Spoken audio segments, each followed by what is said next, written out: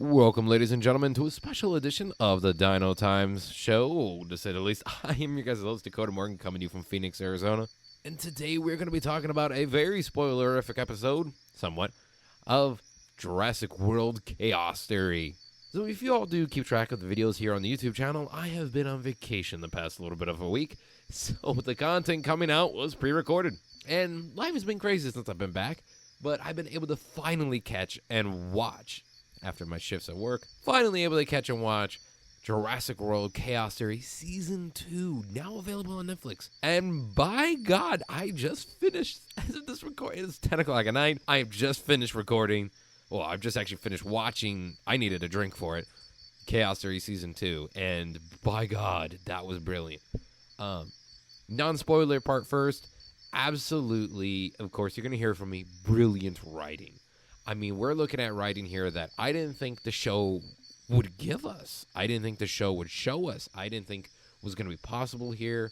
All of the, and voice acting, stellar beyond belief here. Animation, by the way, I know people usually give it crap. I love it. I think the animations come a long way since Camp Cretaceous Season 1 as well. I really do think so. And I really think this is a good addition to the Jurassic franchise. I really do. This is, might I add, the perfect addition to Jurassic. We're going to put it on a quote. There we go. Put it on a poster, folks. Put that shit on a poster. All right, let's dive into, now you clearly know what I think. I think it was great. I thought it was a great use of dinosaurs as well. A little non-spoilerific, but a great use of dinosaurs, great use of genetics, might I add, as well. Really cool in the science factor there.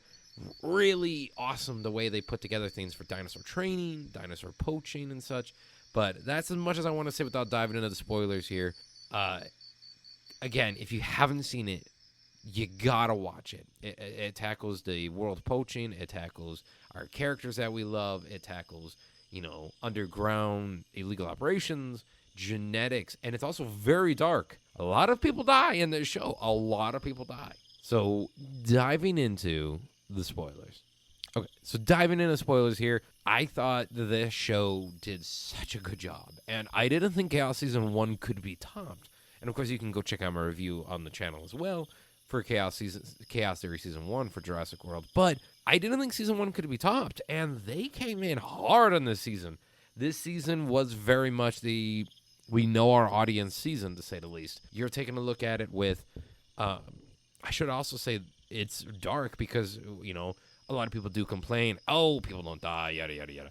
There is a lot of people dying in this season, and a lot of things hinted at as well in this season, or even talked about that happened off screen that is talked about.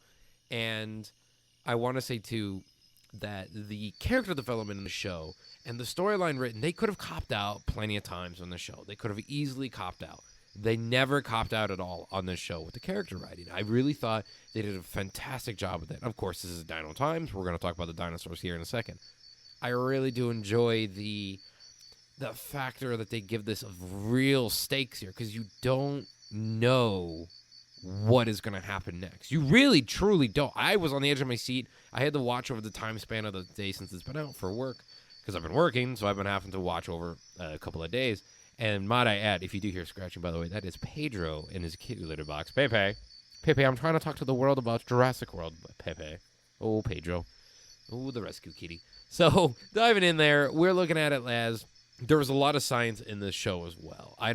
But before we get into science, I want to give a huge highlight to, as I said in the beginning of this episode, in the non-spoilerific section, which was just a recap, because there's no way you can't fucking talk about spoilers on this show. You're looking at character voice actors. Truly brilliant. I thought as a voice actor myself, truly brought an epic amount of dialogue to this, amount of emotion to it. I really thought it did a fantastic job in there. And the animation, there was a couple points I did notice where I was like, you kind of skimped the beat here a little bit.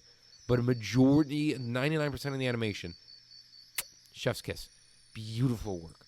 Season 1 gave us new type animation. Season 2, brilliant. I really felt like there wasn't that much cheap out. Like, I hate to say cheap outs, but where the budget was kind of kicking in a little bit, you did see a little bit of that.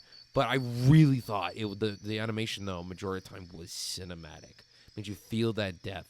I mean, going in the dinosaurs real fast, We're looking at dinosaurs that are messed around with genetics. They're made to be blind.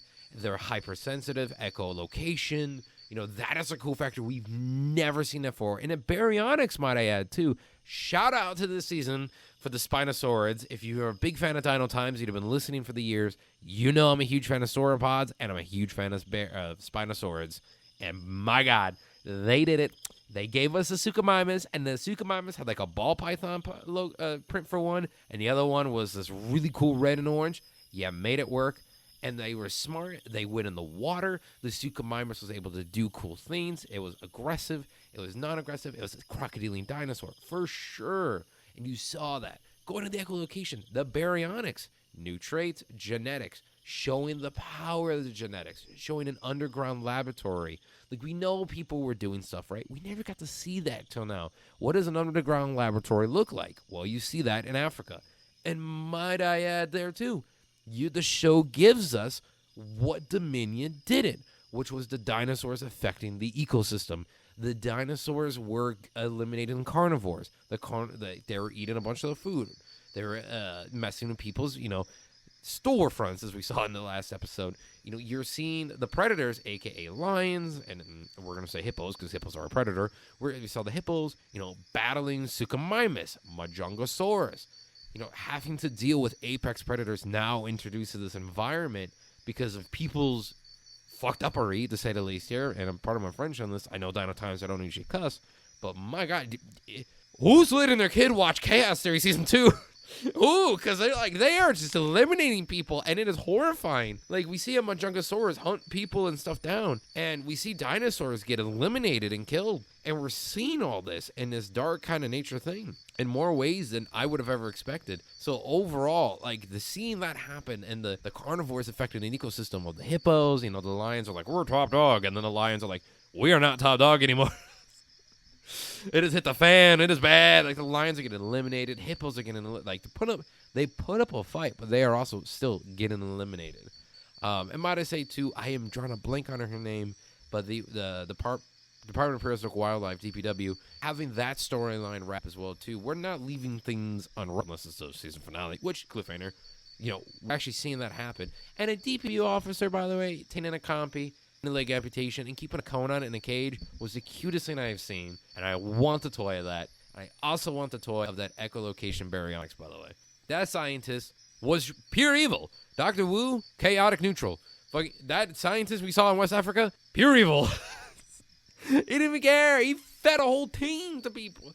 Wu wouldn't feed a bunch of people to a dinosaur. Wu wouldn't do that. This is intense. So overall, Chaos Series Season 2, I mean, this is a discussion on it. I want to know what you all think about it because this show has me hyped. Let's get Season 3 going. Let's keep this going. And before we say any more here, and before we wrap up, Sayona Santos, by the way. Sayona Santos? The broker? Like, what? Like, I figured it was going to be Dodgson, maybe someone new. Jurassic Twitter kind of spoiled it for me a little bit here and was like, they didn't spoil it and say who it was, but they're like, it's someone big. Oh my God. Bringing back the voice actress, by the way, was fantastic for her. And she was maniacally good. Like, you were like, oh shit. And having her have a relationship like Blue, but with Red, the Atrociraptor, which that scene with the Atrociraptor in the penthouse, I was scared. I was scared because I'm like, oh, this is bad. This show was able to put you on the tip of your toes, and it made me had goosebumps. I cried, which I mean isn't a surprise. I usually cry at stuff like this, but I cried. I was scared. I was happy. You were cheerful. We saw dinosaurs also brought back on a paleo factor here. We saw animals. We saw the Kentrosaurus make a comeback, the Pachyrhinosaurus, Monolophosaurus, Majungasaurus being a badass. What?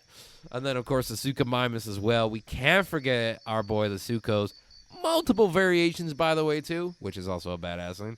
And I hope we get a season. At the beginning of the season, we got a roundup of what happened in the Louisiana market. I'm really hoping we do get up with the whole with the explode with we have West Africa. Could this be a thing for Jurassic World Rebirth? That is also a question. Was that left kind of on the hinge there, and maybe we don't know about a season 3 or yet or anything, which, by the way, confirm season 3, please. We don't know, and is this area in West Africa that we're in, is this going to be Rebirth? Is this the actual area we're going to go into? That is a question. I don't think so, because, I mean, the bunker was blown up. Injin's not there. We know Injin is a part of Rebirth. But we'll see. Was Sona Santos a part of this one? We will see. What happened to the whole new ecosystem of dinosaurs in West Africa? And by the way, I should also say, the girl with her Gallimimus was the most cutest shit. I'm forgetting the name of that kid, the dinosaur now, and I should remember it. But the girl in there with her black and red, black and orange Gallimimus, probably cool color scheme for him. A lot of the dinosaurs had great new color schemes to them as well. Absolutely see Magnifique beautiful. Wonderful time. And the Brooklyn story, shall I just touch upon that real fast? Brilliant. As an animal investigator for men, or animal cruelty investigator, I handle many animal crimes. Did an undercover thing once. Whole thing.